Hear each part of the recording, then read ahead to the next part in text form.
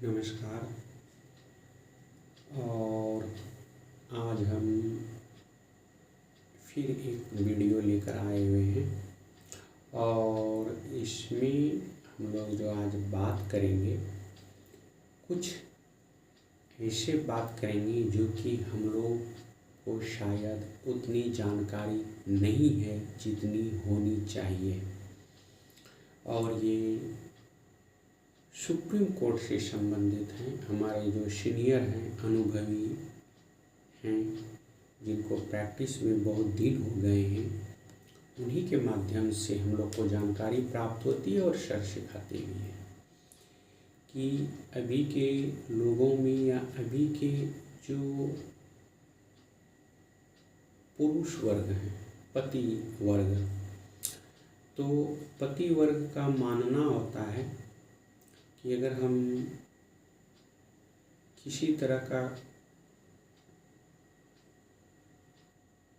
कार्य करेंगे अपनी पत्नी के विरुद्ध तो हम बच निकलेंगे, लेकिन कहीं न कहीं उनका सोच गलत साबित होने वाला है।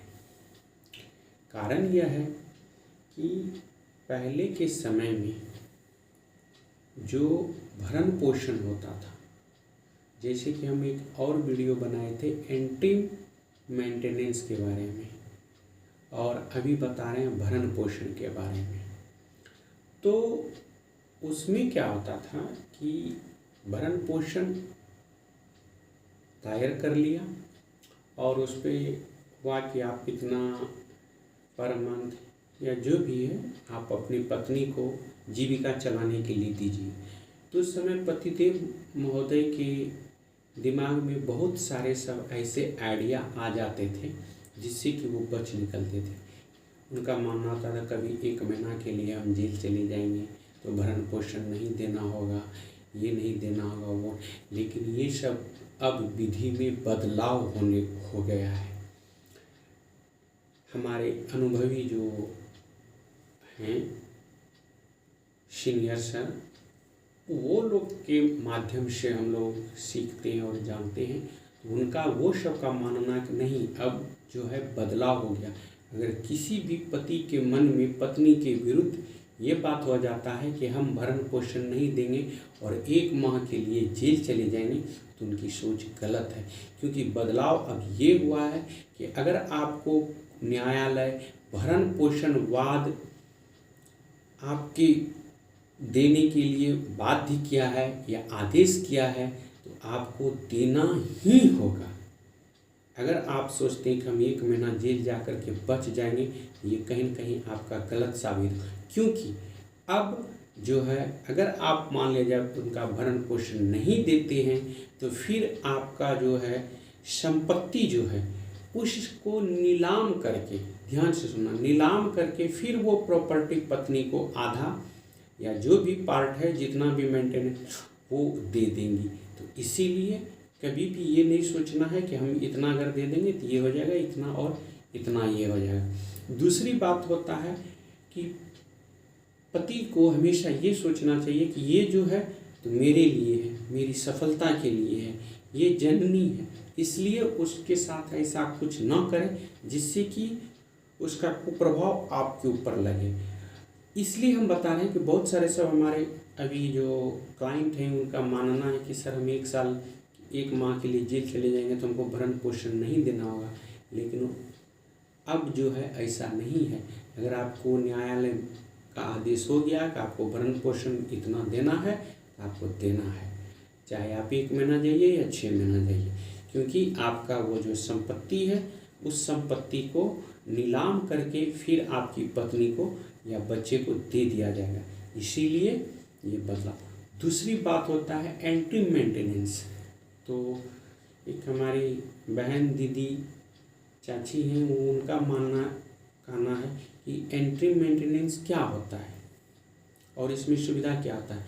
तो न्यायालय क्या करती है कि एंटी मेंटेनेंस तब देती है जब उसको मेंटेनेंस ऑर्डर पास नहीं हुआ है, उसके पहले हमको पैसे की आवश्यकता है, खाना है, पीना है, मेरे पास 1 भी रुपया नहीं है, तो जब तक ट्रायल प्रोसीड होगा, यानी कि जब तक कोर्ट में केस चलता रहेगा, तब तक पतिदेव महोदय जो हैं वो पत्नी को कुछ न कुछ रकम देते रहेंगे, जिससे कि उसका जीविका चलते रहे।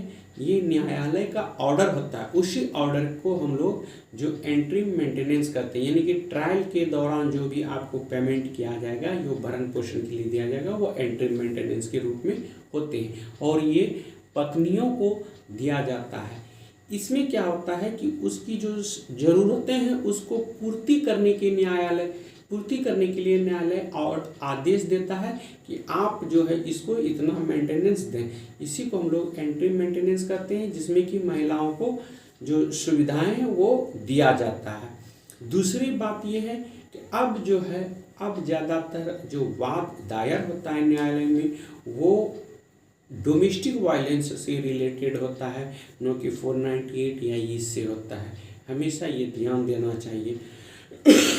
तो एंट्री मेंटेनेंस लेने के अधिकारी पत्नी है, और अगर मेंटेनेंस का ऑर्डर हो गया है कि इतना पर मंथ उसको देना है, ये करना है, तो उसके लिए क्या होता है कि पति को मेंटेनेंस देना होगा और देना ही होगा। अगर वो सोच लिया कि हम कस्टडी जा करके बच जाएंगे, तो उसकी ये गलत भूल होती है। वीडियो अगर अच्छा लगे तो शेयर करें और सब्सक्राइब करें, लेकिन करें, क्योंकि जानकारी होनी बहुत ही ज़रूरी है। अगर जानकारी नहीं है तो फिर आप पीछे हैं, और अगर पीछे हैं तो उसका जिम्मेवार भी आप ही हैं। तब तक के लिए जय हिंद, जय भारत।